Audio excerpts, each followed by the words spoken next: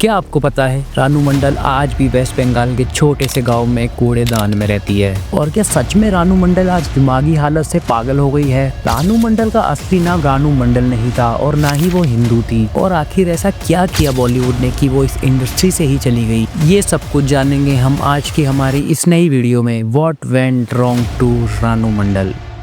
रानू मंडल का जन्म 5 नवंबर 1960 को वेस्ट बंगाल की मशहूर सिटी कृष्णानगर के एक मिडिल क्लास क्रिश्चियन फैमिली में हुआ और उनका असली नाम रानू मंडल नहीं बल्कि मारिया था। रानू मंडल का बचपन बाकी बच्चों की तरह नहीं गुजरा, क्योंकि जब वो सिर्फ 6 महीने की ही थी तभी उनके दोनों पेरेंट्स की डेथ हो गई। इस लॉस के बाद वो राना घाट में अपनी बुआ के साथ रहने लगी और अपना पूरा बचपन वहाँ गुजारा। इतना कुछ होने के बाद भी रानू का लगाव म्यूजिक के लिए बहुत ही यंग एज में था। वो लता मैम की कैसेट को सुना करती थी और उनकी आवाज मिमिक करती और गाती भी थी। ये सब सुन के उनके घर वाले काफी शौक हो जाते थे कि इतनी यंग एज में कोई इतना अच्छा कैसे गा सकता है। रानू का लगाव म्यूजिक के प्रति इतना ज्यादा था कि वो हर रोज एक नई कैसेट खरीदती थी और उस गाने को याद करा करती थी। तो अगर हम बात करें रानू मंडल की मैरिजेस की, हाँ आपने सही सुना, मैरिजेस की, क्योंकि रानू ने 2 शादियां की थी। रानू ने अपनी पहली शादी 19 साल की एज में अपने ही पड़ोसी बबलू मंडल से की, जो कि एक कुक थे। और शादी के कुछ ही टाइम बाद वो दोनों मुंबई चले गए एक अच्छी जॉब के लिए। और बबलू को बॉलीवुड के famous actor and film maker Firoz Khan के घर एज अ कुक जॉब मिल जाती है। फिरोज खान जिन्होंने जानबाज, औरत, सफर, आदमी और इंसान, काला सोना और वेलकम जैसी मूवीज में भी एक्टिंग की। अब ये बात रानू और बबलू के लिए बहुत बड़ी थी कि इतने बड़े सेलिब्रिटी के घर उनकी जॉब लग गई थी और रानू भी फिरोज के ही घर क्लीनिंग और कुकिंग करने लग गई थी। पर ये खुशी कुछ ज्यादा दिनों तक टिक नहीं पाई, क्योंकि किस्मत को कुछ और ही मंजूर था। सब कुछ अच्छा चल ही रहा होता है और वो दोनों अपनी लाइफ में काफी बिजी होते हैं, लेकिन तभी बबलू की डेथ हो जाती है।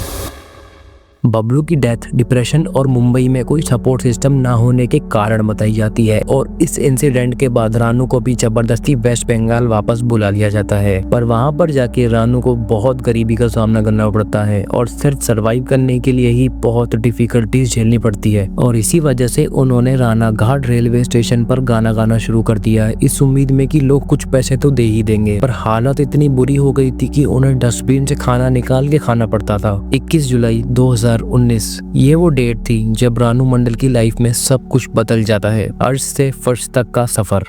रानू रोज की तरह प्लेटफॉर्म पर लता मैम को मिमिक कर रही थी और इस बार Ranu all time classic song एक प्यार का नगमा है गाना गा रही थी कि तभी अतिंद्र चक्रवर्ती, जो कि एक सॉफ्टवेयर इंजीनियर थे, मतलब शायद है, उनकी नजर रानू पर गई और उन्होंने उनसे रिक्वेस्ट करके एक 2 मिनट 38 सेकंड का वीडियो बनवाया। और उस वीडियो को उन्होंने 23 जुलाई को फेसबुक पर अपलोड कर दिया और देखते ही देखते कुछ ही दिनों में उस वीडियो पर 4 मिलियन व्यूज आ गए थे और लोगों ने उन्हें railway station singer Lata of Ranaghat कहना शुरू कर दिया। पर ये तो बस शुरुआत थी, क्योंकि इस वीडियो के फटने के बाद रानू पूरे देश में वायरल हो गई थी और इसी वजह से उन्हें सुपरस्टार सिंगर्स नाम के एक शो में एज अ स्पेशल गेस्ट बुलाया गया था, जहां पर जज थे हिमेश रेशमिया। उस शो में सिर्फ उनकी आवाज सुन के हिमेश ने रानू को एक मूवी ऑफर की, हैप्पी, हार्डी एंड हीर, जो कि एक फ्लॉप थी। 80 करोड़ के बजट में बनी इस मूवी ने सिर्फ 14,50,000 रुपए ही कमाए और एक डिजास्टर साबित हुई। पर उस मूवी का गाना तेरी मेरी कहानी सुपर हिट हो गया और रानू को रातों रात एक स्टार बना गया। उस सॉन्ग पर आज 140 मिलियन व्यूज है और इसी मूवी का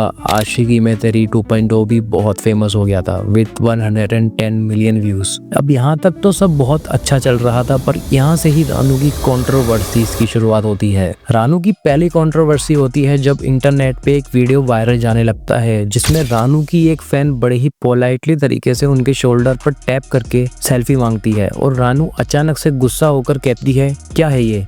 इस इंसिडेंट के बाद रानू को बहुत बैकलैश मिलता है और उन्हें रूड का टाइटल मिल जाता है, क्योंकि लोगों ने उनको उनके भोलेपन की वजह से ही अपनाया था। पर जब वही नहीं रहा तो रानू की दूसरी कंट्रोवर्सी इसी टाइम के आसपास होती है। होता यह है कि रानू की कुछ फोटोज वायरल जाने लगती है, जिसमें रानू ने अपने चेहरे पर बिल्ला पुट्टी, रानू ने अपने चेहरे पर हैवी और पुअरली तरीके से मेकअप कर रखा था और रानू अब तक एक मीम मटेरियल बन चुकी थी। रानू की और काफ़ी कंट्रोवर्सीज हो रखी है, जैसे लता मैम के लिए डिसमिसिव कमेंट्स पास करना, अपनी ही बेटी के साथ कंट्रोवर्सी और भी काफ़ी सारी, और इन्हीं कंट्रोवर्सी के चलते और कोई अच्छा सॉन्ग ना आने के कारण रानू धीरे धीरे इस इंडस्ट्री से ही गायब हो गई। और आज रानू मंडल वहीं राणाधार में अपने टूटे फूटे कूड़ेदान जैसे घर में रह रही है। और सबसे बड़ी बात यह है कि उनकी दिमागी हालत बिल्कुल भी ठीक नहीं है।